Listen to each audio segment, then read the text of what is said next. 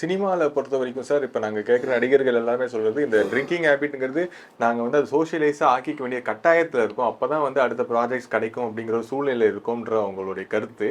So இவங்க வந்து படிப்படியாக ஆரம்பிக்கிறாங்க. அது அப்படியே ரொம்ப ஹேபிச்சுவலாக ஆமா. மாறிடுது. இதை எப்படி நம்ம படிப்படியாக குறைக்கிறது? இதுக்கு வந்து மனநல ஆலோசகர் அவங்களுடைய உதவி தேவைப்படுமா? இல்லை நம்மளாவே நிறுத்தலாமா?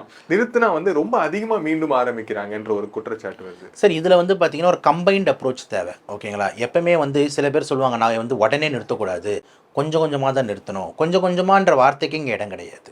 நம்ம வேணான்னு முடிவு எடுத்துட்டோம்னா வேணா தான். இப்போ ஒரு பொண்டாட்டி பிடிக்கல, நம்ம விட்டு போகிறோம் அப்படின்னா வந்து கொஞ்சம் கொஞ்சமாக அவகிட்டேருந்து விளங்கிக்கிறேன் அப்படின்னு சொல்கிறது இல்லை. போடி டைவர்ஸ் அப்படின்னு சொல்லிட்டு டக்குன்னு கட் பண்ணுறோம்.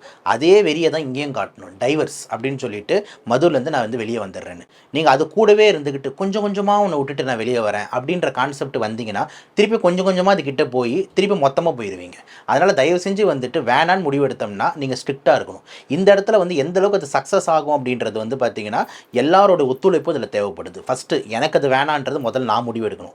ரெண்டாவது, நீங்களே பை சான்ஸ் மன தவறனா கூட உங்கள் ஒய்ஃபோ இல்லை உங்கள் பசங்களோ அம்மா அப்பாங்களோ கூட சேர்ந்து அதை அனுசரிக்கணும். 2. மூணாவது, இந்த சில பேர் சொல்லுவாங்க, இது நீங்கள் உடனே விட்டினா சைடு எஃபெக்ட் அதிகம், கை நடுக்கம் வந்துடும். அந்த சைடு எஃபெக்ட் கை நடுக்கெல்லாம் வரதுக்கு ட்ரீட் பண்ணுறதுக்கு தானே இங்கே சைக்கியாட்ரிஸ்ட்னு ஒரு டாக்டர் படிச்சுட்டு இருக்காரு. அதுக்கு தானே சைக்காலஜிஸ்ட்னு ஒரு கவுன்சிலர் இருக்காங்க.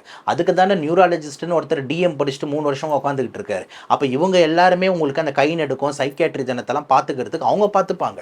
நீங்கள் அதை பற்றி கவலைப்படானா. ஸோ நம்ம வேலை என்ன அப்படின்னா, மது நிறுத்தணும்னு முடிவு எடுத்துட்டோம்னா நிறுத்தணும். கொஞ்சம் கொஞ்சமாக நிறுத்துன்ற கான்செப்டே கிடையாது. ஸோ உடனே நிறுத்துங்க. உங்களுக்கு பக்க விளைவு, உங்களுக்கு பக்கமாக வந்து துணைக்கு வந்து பார்த்திங்கன்னா வந்துட்டு ஃபேமிலி சர்க்கிள், என்ஜிஓ சர்க்கிள், முகாம்கள், அதே மாதிரி இந்த rehabilitation centre, psychiatrist, psychologist, neurologist எல்லாருமே கூட வந்து சப்போர்ட் பண்ணுவாங்க. இதுதான் கரெக்டான வந்து அணுகுமுறையாக இருக்கும்.